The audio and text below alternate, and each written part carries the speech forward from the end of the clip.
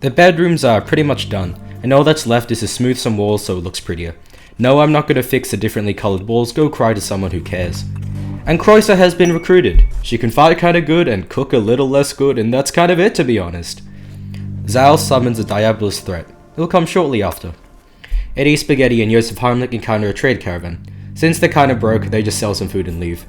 And the mechanoids spawn in the most annoying location possible. The colony has to split our attention between the two possible lines of attack. For the love of all that is good and holy in this world, Panda, please recover from your wounds. There is a killer robot near our colony. Oh great, you're already... Sick timing. The challenge with the Diabolus mechanoid specifically is its pure destructive power. They're cited as a breacher, coming with two unique weapons, a close-ranged flame burst and a signature weapon, the Hellsphere Cannon. It's super telegraphed, meaning that more often than not you can just move your colonists out of the way, but considering that it's stated to be able to melt concrete and vaporize bone, it's probably in your best interest that you don't rediscover the direct linear relations between how much you're fucking around and how much you're going to find out. Oh, and another thing, the Hellsphere Cannon sets things on fire because of course it does, burning everything to the ground is kinda the Diabolus' thing. As previously mentioned, the fighting force is split up, and I end up completely forgetting about the guys to the east. They're fine though, they only have to fight a Minotaur. Everyone else, on the other hand. The Diabolus comes with Minotaurs, Pikers, and of all things a Tesseron. These bad boys fire a laser that actually misses 9 out of 10, but on the off chance that it does hit you, you're screwed. Side note, I genuinely could not get footage of a Tesseron hitting its mark. Or any good footage to be honest, that one scene where I paused the game like 4 times is all I could get.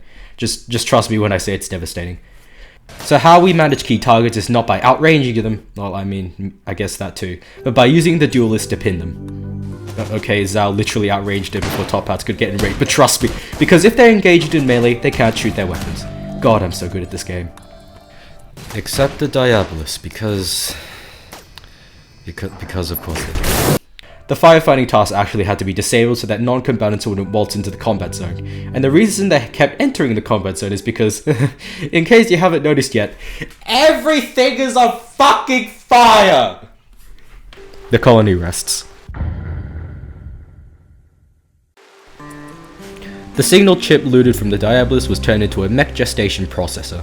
This little device allows the mechanider using it to have their mechanoids grow a little bit faster, so Zal installs it into themselves. Can a Diabolus threat be summoned? Oh okay, the game stopped me from making a terrible decision. High Mech Tech has finished researching, which allows us to turn human brains into mechanoid cores, powering our ever-increasing robotic army. Oh, and all this stuff too, I guess, I don't know. The hops have been completely harvested and new crops have been sown. Joseph Heimlich and Eddie Spaghetti finally come back to the colony. They're moving really slow though, since as sanguiphages they need both death rest and blood. The bedding arrangements have been reorganized so that people aren't sleeping alone in double beds. A while ago, a hunting order was sent to kill the vermin that was eating our crops. As it turns out, wait.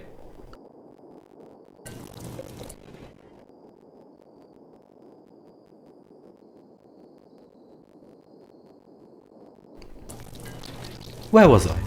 As it turns out, one of the vermin was a boom rat. You can probably guess why the boom rat is called the boom rat.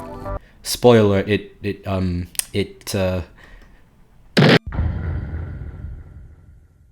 The sanguiphage is death rest, and will awaken in 3 days. The death rest accelerators need a lot more power though, so the backup generators are turned on to give the power grid a little more strength. Having nothing better to do, the dude snorts some yayo. Zal and Atrika the K start a social fight over, let's see, the broad-mindedness of Zal. They didn't fight for long, and stopped before any serious injuries could properly accumulate. The dude snorts some yayo. I spend way too long trying to figure out how to rename someone.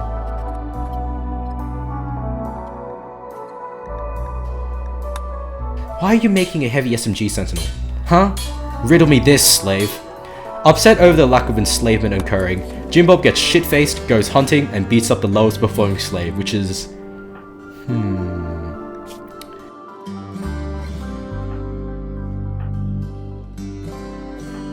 Harris, it is your lucky day. Go nuts, man. The dude snorts some yayo and has overdosed. Acting like nothing happened, she then proceeds to sculpt the statue. A bionic arm is made, and Combo's prosthetic arm is replaced with a superior bionic one. Next on the docket is getting Top Hats a leg.